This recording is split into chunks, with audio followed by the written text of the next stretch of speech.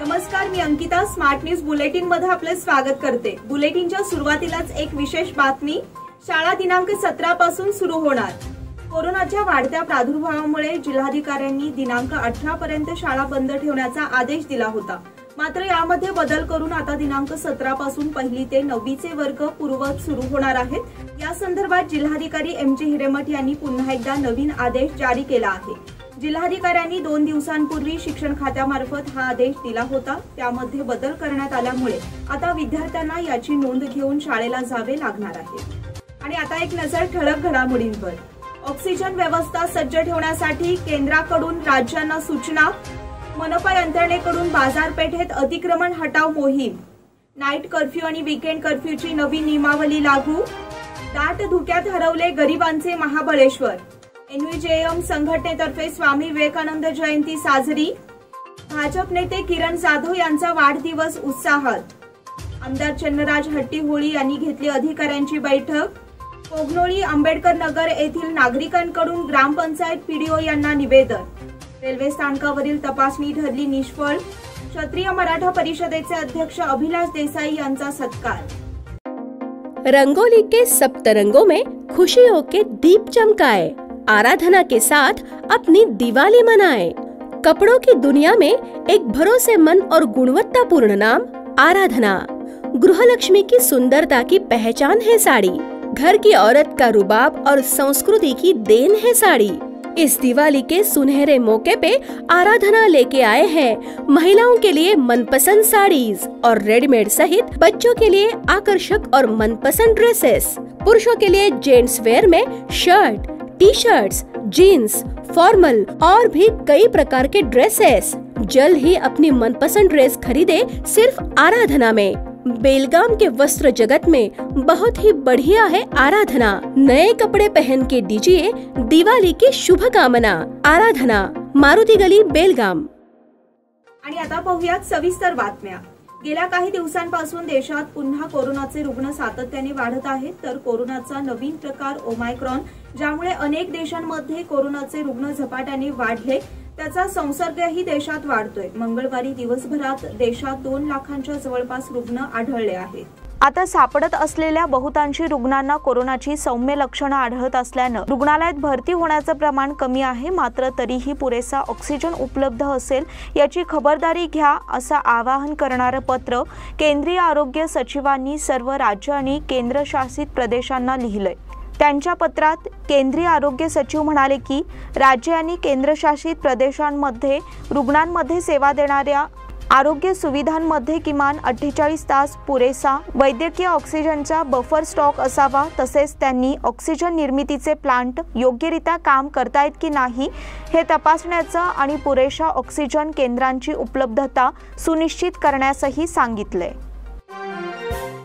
मनपा यंत्रणेकडून बाजारपेठेत अतिक्रमण हटाव मोहीम।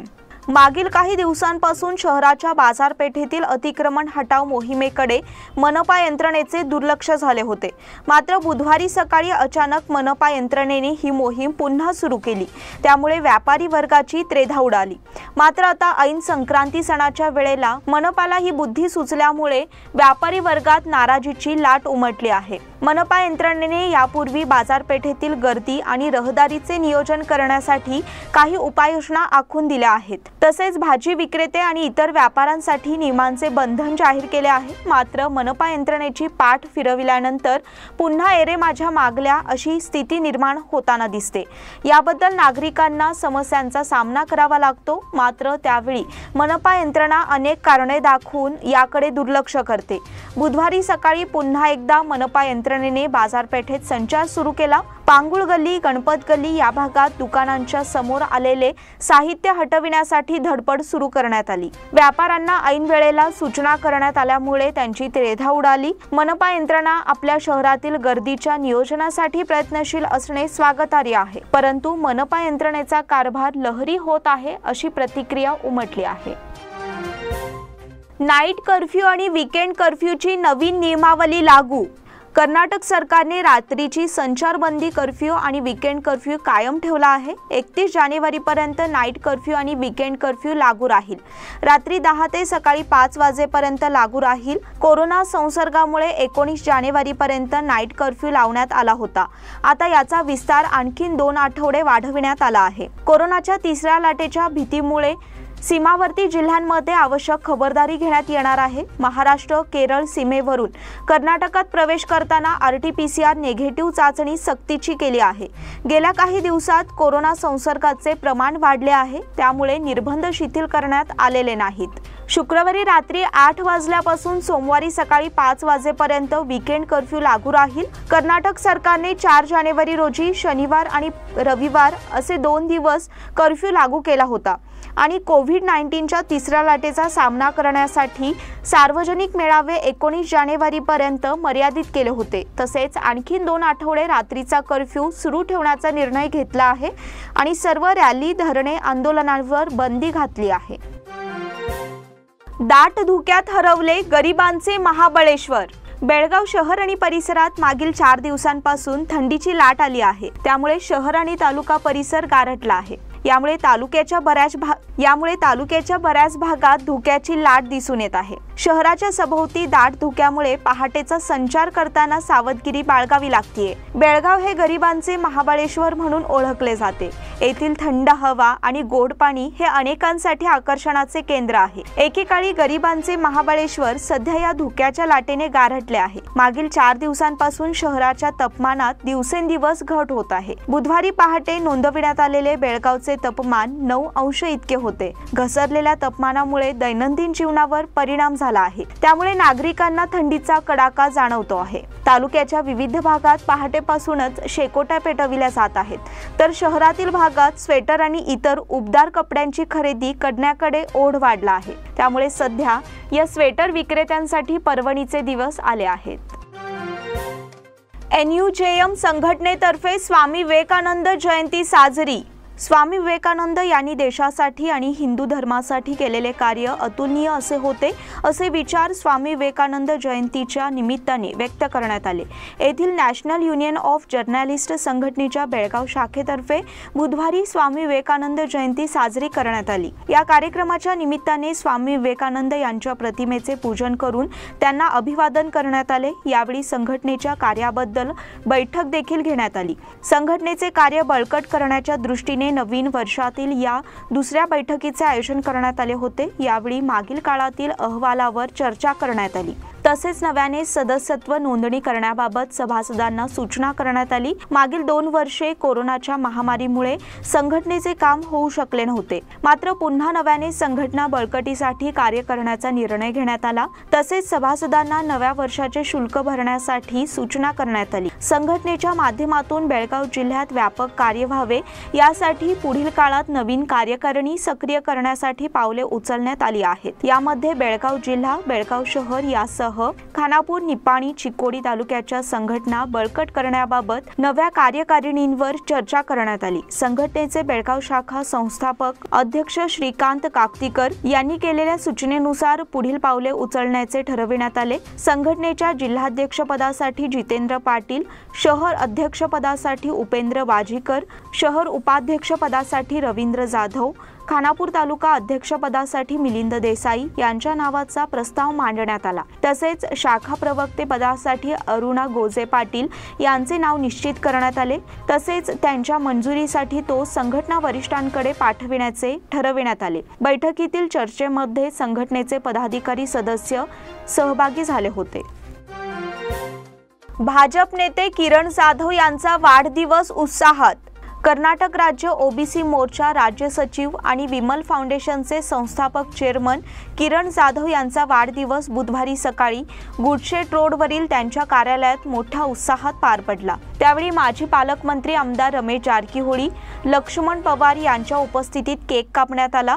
किरण जाधव यांनी आपल्या मित्र परिवारांकडून शुभेच्छांचा स्वीकार केला। तसेच आपण पक्ष संघटना आणि सामाजिक सेवेचे व्रत अखंडपणे सुरू ठेवू असे विचार व्यक्त केले। या प्रसंगी अनेक मान्यवरांनी किरण जाधव यांना पुष्पगुच्छ देऊन त्यांचे अभिनंदन केले। यावेळी किरण जाधव यांचे भाजप शहर विभाग कार्यकर्त्यांनी पुष्पगुच्छ देऊन अभिनंदन केले। आमदार चन्नराज हट्टीहोळी यांनी घेतली अधिकाऱ्यांची बैठक। बेळगाव ग्रामीण भागातील विकासाला सर्वप्रथम प्राधान्य दिले जाईल असे विधान परिषदेचे सदस्य चन्नराज हट्टीहोळी यांनी सांगितले। बेळगाव तालुका लवादाच्या मंगळवारी झालेल्या प्रगती आढावा बैठकीच्या अध्यक्षस्थानावरून बोलताना ते म्हणाले की ग्रामीण क्षेत्रात विकास होणे गरजेचे आहे। विकास कामे पूर्ण करण्यासाठी कर्मचाऱ्यांनी सूचनांचे पालन करणे आवश्यक आहे असे यावेळी उपस्थित सर्व अधिकाऱ्यांना सांगितले। महात्मा गांधी राष्ट्रीय रोजगार हमी योजना आणि ग्रामपंचायत 11 अंतिम योजनेचे प्रोफाईल, जलजीवन अभियानाची अंमलबजावणी, कोविड-19 महामारी रोखण्यासाठी उचललेली पावले, ग्रामपंचायत इमारत, नवीन इमारती यासह विविध मुद्द्यांवर सविस्तर चर्चा करण्यात आली। या प्रसंगी नूतन विधान परिषद सदस्य चन्नराज हट्टीहोळी यांचा तालुका लवादाच्या वतीने सत्कार करण्यात आला।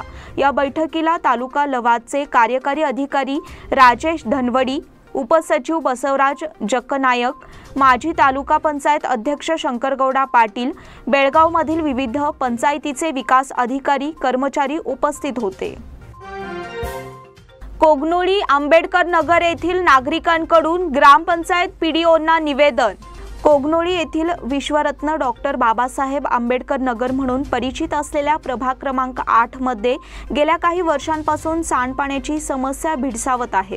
गेल्या 30 ते 35 वर्षांपासून या ठिकाणी डॉक्टर बाबासाहेब आंबेडकर नगर म्हणून वसाहत असून या ठिकाणी सुमारे 100 पेक्षा अधिक दलित कुटुंब वास्तव्य करत आहेत।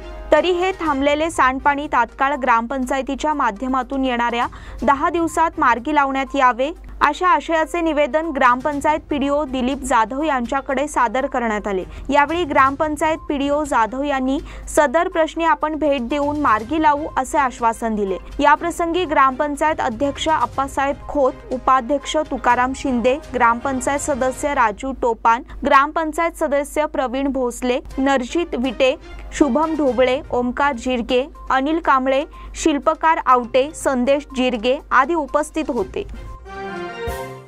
रेल्वे स्थानकावरील तपासणी ठरली निष्फळ। कोरोना नियंत्रणासाठी जिल्ह्यातील अनेक ठिकाणी चेकपोस्ट निर्माण करून कठोर तपासणी करण्यात येत आहे। मात्र रेल्वेने ये-जा करणाऱ्या प्रवाशांना कोणतेही बंधन नसावे की काय अशी परिस्थिती दिसून येत आहे। रेल्वेने येणाऱ्या परराज्यातील प्रवाशांना कोणत्याही तपासणी विना सोडले जात आहे। रेल्वे स्थानकाच्या प्रवेशद्वारावर केवळ जुजबी तपासणी सुरू आहे। इतर 2 मार्गांनी प्रवासी स्थानकातून बाहेर येत आहेत। रेल्वे स्थानकावर RT-PCR तपासणीसाठी कर्मचाऱ्यांची नेमणूक करण्यात आली आहे, परंतु हे कर्मचारी मुख्य प्रवेशद्वारातून येणाऱ्या प्रवाशांची नाव नोंदणी तेवढीच करून घेत आहेत। रेल्वे आल्यानंतर शेकडो प्रवासी एकाच वेळी स्थानकात येत असल्यामुळे कोणतीही तपासणी न करताच त्यांना सोडले जात आहे। रेल्वे स्थानकातून बाहेर पडण्यासाठी 2-3 मार्ग असून या मार्गांवरून प्रवासी कोणतीही तपासणी न करता थेट रेल्वे स्थानकातून बाहेर पडत आहेत। रेल्वे कर्मचारी आणि अधिकाऱ्यांच्या डोळेझाकपणामुळे कोरोनाचा धोका वाढला आहे। बाहेरून येणाऱ्या प्रवाशांची कोणतीच तपासणी केली जात नसल्यामुळे आजारी असणारे रुग्णही शहरात येत आहेत। एकीकडे जिल्ह्यातील कोरोना रुग्णांच्या संख्येत वाढ होत असताना दुसरीकडे अशा प्रकारे निष्काळजीपणा करणे धोक्याचे ठरणार आहे। क्षत्रिय मराठा परिषदेचे अध्यक्ष अभिलाष देसाई यांचा सत्कार। स्वामीनगर मच्छे येथील श्री श्वेतार्क गणेश मंदिर आणि सामाजिक सेवा संघ या संस्थेतर्फे विशेष कार्यक्रमाचे आयोजन करण्यात आले होते। संघाच्या वर्धापन दिनाचा हा कार्यक्रम नुकताच पार पडला। यामध्ये विविध क्षेत्रात सामाजिक कार्य करणारे व्यक्तिमत्व म्हणून खानापूर तालुका क्षत्रिय मराठा परिषदेचे अध्यक्ष अभिलाष देसाई यांचा सत्कार करण्यात आला। अभिलाष देसाई यांनी कोरोना काळात त्यांनी व्यापक सामाजिक कार्य केले आहे। तसेच त्यांची खानापूर तालुका क्षत्रिय मराठा परिषद अध्यक्षपदी योग्य निवड झाली आहे, याबद्दल त्यांना गौरविण्यात आले। यावेळी त्यांनी युवा वर्गाला मार्गदर्शन केले। यावेळी संघाचे पदाधिकारी बहुसंख्येने उपस्थित होते। या बुलेटिन मधील पुढील बातम्या छोट्याशा विश्रांतीनंतर। Poddar Brothers Jewelers. A perfect blend of traditional and modern jewelry in North Karnataka, Goa and Southern Maharashtra, serving since 5 generations.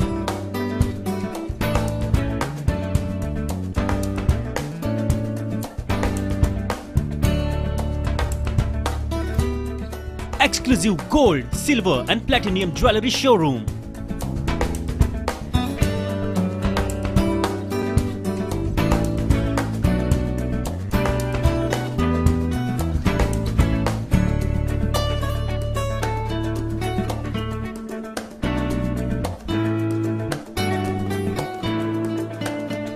Poddar Brothers, Poddar Sons and Grandsons.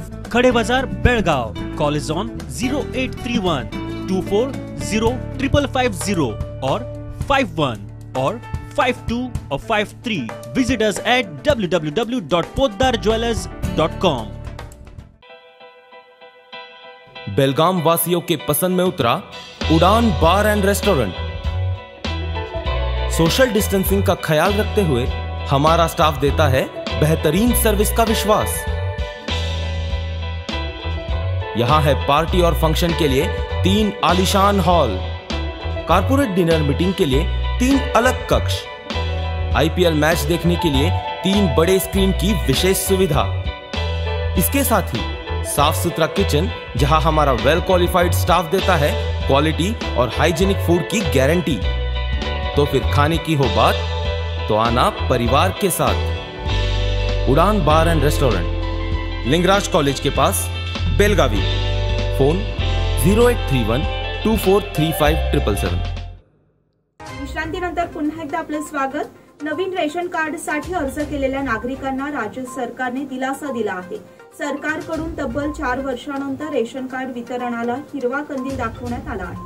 त्यामुळे अर्ज केलेल्या नागरिकांची प्रतीक्षा संपली आहे। राज्यात झालेल्या विधानसभा आणि त्यानंतर झालेल्या लोकसभा निवडणुका, 2 वर्षांपासून उद्भवलेली कोरोना महामारी यामुळे 4 वर्षांपासून नवीन रेशन कार्ड वितरण प्रक्रिया ठप्प झाली होती। यामुळे अनेक नागरिकांना सरकारी योजनांपासून वंचित राहावे लागत होते। रेशन कार्ड वितरण प्रक्रियेला प्रारंभ होणार असल्याने सामान्यांना दिलासा मिळाला आहे। अर्जदारांना लवकरच नवीन रेशन कार्ड वितरित करण्यात येणार आहेत। नवीन रेशन कार्डसाठी 2017 ते 1 नोव्हेंबर 2021 पर्यंत 4,56,931 जणांनी अर्ज केले आहेत। यापैकी 2,76,459 अर्ज पात्र ठरले आहेत। एपीएल रेशन कार्डसाठी 1,55,647 अर्ज पात्र ठरले आहेत। सर्व अर्जांची छाननी करण्याचा आदेश अन्न आणि नागरी पुरवठा खात्याकडून अधिकाऱ्यांना बजावण्यात आला आहे। त्याचबरोबर रेशन कार्डमध्ये नाव समावेश करणे, नाव कमी करणे, दुरुस्ती आदी ऑनलाईन प्रक्रिया सुरू करण्यात येणार आहेत। बुडा अध्यक्षांनी जपला आहे व्यवसायातून जनसेवेचा वसा। जनतेची सेवा करण्याकरिता राजकारणामध्ये सक्रिय राहण्याबरोबरच आपला व्यवसाय जपण्याचे कसब बुडाचे अध्यक्ष संजय बेळगावकर यांनी जपले आहे। आपल्या वडिलांपासून चालत आलेल्या या व्यवसायामुळे ग्राहक वर्गाशी नाते जोडले आहे। त्यामुळे उच्च पदावर नियुक्ती झाली तरी आपण आपली जनसेवा सोडलेली नाही, असेच ते आपल्या कृतीमधून दाखवून देत आहेत। बुडाचे अध्यक्ष संजय बेळगावकर हे भाजपचे खंदे कार्यकर्ते आहेत। पहिल्या फळीतील युवा कार्यकर्त्यांमध्ये त्यांचा समावेश आहे। त्यांची पक्षनिष्ठा आणि कृतिशीलता पाहून त्यांना बुडा अध्यक्षपदाची जबाबदारी सोपविण्यात आली आहे। त्यांचा जनसंपर्क देखील खूप मोठा आहे। अशा सर्व गुणांमुळे परिचित असणारे संजय बेळगावकर सध्या बेळगावच्या बाजारपेठेत कौतुकाचा विषय ठरले आहेत। सध्या संक्रांतीचा सण जवळ आला असल्यामुळे बेळगाव बाजारपेठेत नागरिकांची गर्दी वाढते आहे। अशा वेळी नागरिकांना आवश्यक असणारा तिळगुळ आणि इतर सामग्रीचा व्यवसाय करण्याची कामगिरी संजय बेळगावकर हे करीत आहेत। या संदर्भात त्यांनी स्मार्ट न्यूजशी बोलताना सांगितले की जनसेवेसाठी प्रत्येक कार्य करणे हा आपला धर्म मानतो। त्यामुळेच राजकीय कारकिर्दीसाठी भाजपकडून पदाची संधी मिळाली आहे। मात्र पारंपरिक व्यवसाय जोपासण्याची गरज देखील आहे। ग्राहक वर्गाने ठेवलेला विश्वास आणि त्यांच्या सेवेतून मिळणारे समाधान यामधून आपण व्यवसायात गुंतलो असल्याचे त्यांनी सांगितले। संजय बेळगावकर, बेळगाव अर्बन डेव्हलपमेंट अथॉरिटीचा अध्यक्ष। या ठिकाणी मी गेली 40 वर्षापासून हे स्टॉल लावत असतो। संक्रांतीचा स्टॉल लावतो, दिवाळी गणपतीला रांगोळीचा स्टॉल असतो आणि होळीला कलरचा। गेली 40 वर्षापासून मी हा व्यवसाय करतो आणि हा माझा व्यवसाय आहे पूर्वीपासून, हा सोडता येत नाही मला. हां, हे वडिलोपासून ते आजोबापासून आमचं हे दुकान आहे इथं. 80 वर्षापासून आमचं दुकान आहे इथं. तेव्हा आजोबापासून हा धंदा आपला व्यवसाय चालू आहे. आजोबानंतर वडील होते, वडिलांनंतर मी आणि माझा भाऊ हा व्यवसाय आम्ही इथं करत असतो. दरवर्षी हे स्टॉल आम्ही लावत असतो इथं. शहापूरमधील शाळा क्रमांक 45 येथे आहार धान्य वाटप. नार्वेकर गल्ली शहापूर येथे मराठी मुलांची शाळा क्रमांक 45 येथे विद्यार्थ्यांना मोफत आहार धान्य वाटप करण्यात आले. नगरसेवक जयंत जाधव यांनी यासाठी विशेष प्रयत्न करून याची सेवा उपलब्ध करून दिली, त्याबद्दल त्यांचे आभार मानण्यात आले. यावेळी शाळा सुधारणा समितीचे अध्यक्ष मंगेश मुदगेकर, विकास शिंदे, भरत माळवी आणि इतर सदस्य उपस्थित होते. पालक आणि शिक्षक यांनी कार्यक्रमात भाग घेतला होता. टिळकवाडीतील शाळा क्रमांक 20 येथे आहार धान्य वाटप. भारतीय जनता पार्टी टिळकवाडी विभागाच्या वतीने नुकतेच कन्नड शाळा क्रमांक 20 येथे आहार धान्य वाटप करण्यात आले. या उपक्रमामुळे गरजूंसाठी सुविधा उपलब्ध झाली आहे, त्याबद्दल समाधान व्यक्त करण्यात आले. बेळगाव दक्षिणचे आमदार अभय पाटील आणि मंडळ अध्यक्षा श्रीमती गीता सुतार यांच्या मार्गदर्शनानुसार हा कार्यक्रम राबविण्यात आला. यामध्ये दैनंदिन जीवनासाठी आवश्यक असणाऱ्या धान्य सामग्रीचे वितरण करण्यात आले. यावेळी उपस्थित वार्ड क्रमांक 44 चे नगरसेवक आनंद चव्हाण, दक्षिण मंडळ युवा मोर्चा जनरल सेक्रेटरी संतोष दळवी, प्रसाद कुलकर्णी, सुरेश कोल्हापुरे, मोहन चाटे, मुख्याध्यापिका आणि पालक उपस्थित होते. देशपांडे गल्लीत सांडपाणी वाहिनी कामास प्रारंभ. देशपांडे गल्ली परिसरात जुनी सांडपाणी वाहिनी दुरुस्तीच्या कामाचे भूमिपूजन आमदार अनिल बेनके यांच्या हस्ते करण्यात आले. सांडपाणी वाहिनी अनेक ठिकाणी खराब झाली आहे, त्यामुळे लोकांनी महापालिकेकडे तक्रारी केल्या होत्या. याची दखल घेत आमदार अनिल बेनके यांनी महापालिकेच्या 15व्या वित्त योजनेतून 10 लाख रुपये निधीतून भूमिगत सांडपाणी वाहिनी दुरुस्तीचे काम हाती घेण्यात आले आहे. यावेळी नगरसेवक जयतीर्थ सौदत्ती, संतोष पेडणेकर, संजय पाटील, विक्रम पुरोहित, शिल्पा केकरे आदी उपस्थित होते. परिसरात पथदीप, रस्ते, गटार कामे करण्यात येणार आहेत. लोकांनी सहकार्य करावे असे आवाहन आमदार अनिल बेनके यांनी केले. किणये ज्ञानेश्वरी पारायण सोहळ्याला प्रारंभ.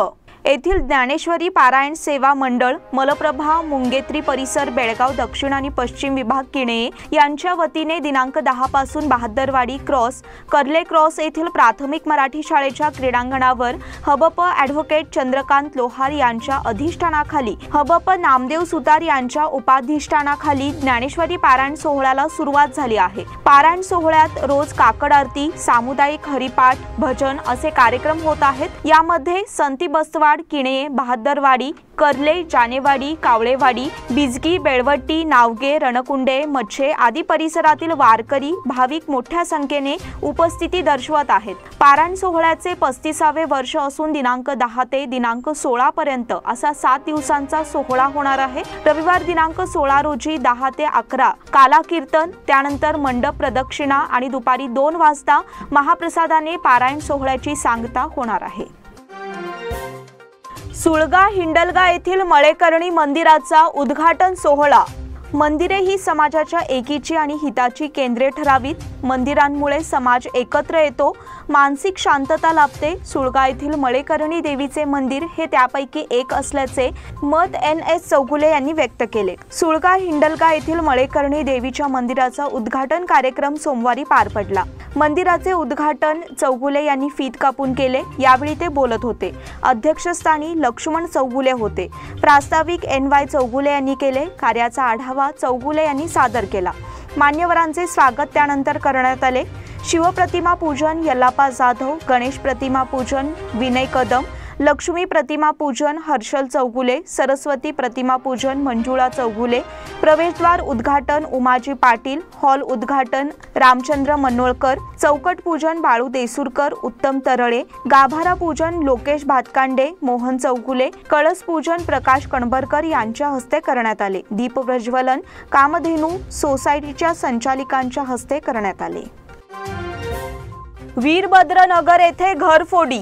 वीरभद्रनगर येथे भर दिवसा घरफोडी करून 3,20,000चा ऐवज आणि रोकड चोरट्यांनी लांबवली। या प्रकरणी घरमालक आसिफ पठाण यांनी मार्केट पोलिसात फिर्याद दिली आहे। पठाण यांनी दिलेल्या फिर्यादीत म्हटले आहे की ते कुटुंबियांसह घराला कुलूप लावून बाहेर गेले होते। आसिफ आणि त्यांचे कुटुंबीय 4 वाजता परतले तेव्हा घराचा दरवाजा उघडा दिसला।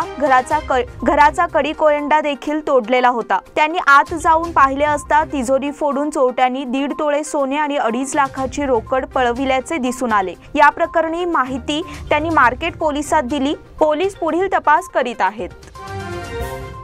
किसान मार्केट परवानगीच्या मुद्द्यावरून व्यापारी शेतकऱ्यात वादावादी।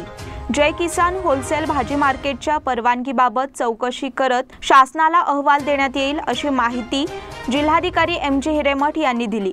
कृषी उत्पन्न बाजार समितीचे भाजी मार्केट अधिकृतरित्या असतानाही खासगी होलसेल भाजी मार्केटला पण महामंडळाने परवानगी कशी दिली याची मान्यता रद्द करण्यात यावी अशी मागणी जिल्हाधिकाऱ्यांकडे करण्यात आली होती। या संदर्भात जिल्हाधिकारी कार्यालयात मंगळवारी आयोजित बैठकीवेळी जिल्हाधिकारी हिरेमठ बोलत होते। यावेळी APMC मधील व्यापारी, किसान मार्केटचे व्यापारी आणि शेतकऱ्यांमध्ये जोरदार वादावादी झाली। घोषणाबाजी करण्यात आली। अखेर गोंधळ घालणाऱ्यांना पोलिसांनी बाहेर काढून बैठक घेण्यात आली।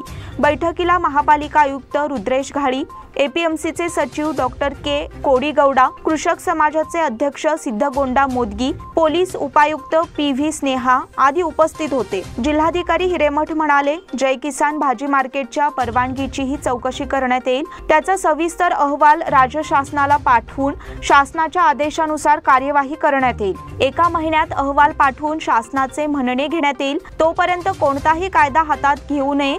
यावेळी जय किसान भाजी मार्केटचे सचिव KK बागवान, व्यापारी सतीश पाटील, बसनगौडा पाटील आदी उपस्थित होते। यमनापूर जवळ ट्रक खाली आल्याने दुचाकीस्वार जागीच ठार। धावत्या ट्रक खाली सापडून दुचाकीस्वार जागीच ठार झाला। उमेश अशोक बिर्जे वय 28 राहणार भगवती, तालुका हल्याळ, जिल्हा कारवार असे त्याचे नाव आहे। मंगळवारी सायंकाळी 7:30च्या सुमारास राष्ट्रीय महामार्गावर यमनापूर येथे हा अपघात घडला। उमेश दुचाकीवरून बेळगावहून काकतीकडे निघाला होता। यावेळी पाठीमागून आलेल्या ट्रक खाली सापडून तो जागीच ठार झाला। घटनेनंतर ट्रक चालक फरारी झाल्याने नेमकी घटना कशी घडली याबाबत माहिती समजू शकली नाही। अश्मिताचा धक्कादायक विजय। युवा बॅडमिंटन अश्मिता छलियाने इंडिया खुला बॅडमिंटन स्पर्धेत मंगळवारी पहिल्या धक्कादायक निकालाची नोंद करताना 5व्या नामांकित एवगेनियाला पराभूत केले। अग्र नामांकित PV सिंधूने महिला एकेरीची 2री फेरी गाठली। पुरुष एकेरीत विश्वविजेत्या लो किंग एवला पहिल्या विजयासाठी 3 गेमपर्यंत झगडावे लागले, तर किदंबी श्रीकांतने दिमागदार विजय नोंदवला। टाटा समूह 2 वर्षांसाठी IPLचे शीर्षक प्रायोजक। देशाच्या जडणघडणीत महत्त्वाचा वाटा असलेल्या टाटा समूहाने येत्या हंगामापासून इंडियन प्रीमियर लीग क्रिकेटचे शीर्षक प्रायोजकत्व येत्या हंगामापासून 2 वर्षांसाठी मिळवले आहेत। चायनीज मोबाईल निर्मिती कंपनी विवो यांच्या जागी टाटा समूहाकडे हे अधिकार देण्यात आल्याचे मंगळवारी IPL प्रशासकीय समितीचे प्रमुख ब्रिजेश पटेल यांनी जाहीर केले। सूत्रांनी दिलेल्या माहितीनुसार टाटा समूह 2 वर्षांसाठी सुमारे 670 कोटी रुपये भारतीय क्रिकेट नियामक मंडळाला देणार आहे। या करारातील 301 कोटी रुपये शीर्षक प्रायोजकत्वाचे आहेत, तर अतिरिक्त 43 कोटी रुपये संघ विस्तारामुळे सामन्यांच्या संख्येत वाढ झाल्याबद्दल नमूद करण्यात आले आहेत। तथापि विवोला 2 वर्षे आधी करार स्थगित करण्यासाठी एकूण 454 कोटी रुपयांचा भुर्दंड पडणार आहे। त्यामुळे BCCIला 2022 आणि 2023 या 2 हंगामामध्ये एकूण 1124 कोटी रुपये महसूल मिळणार आहे। विवो 2022 आणि 2023 या 2 वर्षांच्या शीर्षक प्रायोजकत्वासाठी 996 कोटी रुपयांना बाधिल होते। 2022 मध्ये 484 कोटी आणि पुढील वर्षी 512 कोटी रुपये यात नमूद करण्यात आले होते। केंद्रीय विद्यालय हायस्कूलमध्ये सूर्यनमस्कार कार्यक्रम उत्साहात। केंद्रीय विद्यालय क्रमांक 2 येथे आझादी का अमृत महोत्सव अंतर्गत संकल्प दिवस साजरा करण्यात आला। भारत सरकार, पतंजली योगपीठ, आयुष गीता परिवार, क्रीडा भारती आणि राष्ट्रीय युवजन क्रीडा फेडरेशन यांच्या संयुक्त विद्यमाने झालेल्या या कार्यक्रमात केशव कुलकर्णी यांनी सूर्यनमस्काराचे महत्त्व सांगितले. किरण मनोळकर यांनी सूर्यनमस्काराचे तंत्र स्पष्ट केले. आरती संकेश्वरी यांनी श्वासावर कसे नियंत्रण ठेवावे याचे प्रात्यक्षिक दाखविले. प्राचार्य अरुणा कुमार सिंग, योग शिक्षिका जी.के. विनया गम, मोहन गावडे, क्रीडा शिक्षिका जयश्री नाईक आणि रफिक अहमद यावेळी उपस्थित होते. पाटणाच्या बचावापुढे यू मुंबाची शरणागती, तेलुगू टायटन्स विरुद्ध गुजरातनं मारली बाजी. प्रो कबड्डी लीगच्या 47व्या सामन्यात पाटणा पायरेट्सने यू मुंबाचा 43-23 असा पराभव करून गुणतालिकेत पहिले स्थान मिळविले. पाटणा पायरेट्सचा 8 सामन्यांमधला हा 6वा विजय आहे, तर यू मुंबाचा 8 सामन्यांमधला हा दुसरा पराभव आहे. यू मुंबाचा संघ 5व्या स्थानावर आहे. दुसऱ्या सामन्यात गुजरात जायंट्सने तेलुगू टायटन्स विरुद्ध सोपा विजय नोंदवला. राकेशने केलेल्या दमदार आक्रमणामुळे गुजरातने तेलुगू टायटन्सला 40-22 असे हरवले. गुजरात जायंट्सचा 8 सामन्यांमधला हा दुसरा विजय आहे आणि त्या व्यतिरिक्त त्यांचे 2 सामने बरोबरीत सुटले आहेत, तर तेलुगू टायटन्स संघाने 8 पैकी 6 सामने गमावले आहेत आणि त्यांचे 2 सामने बरोबरीत सुटले आहेत. याचबरोबर स्मार्ट न्यूजचे आजचे बुलेटिन इथेच संपले. धन्यवाद.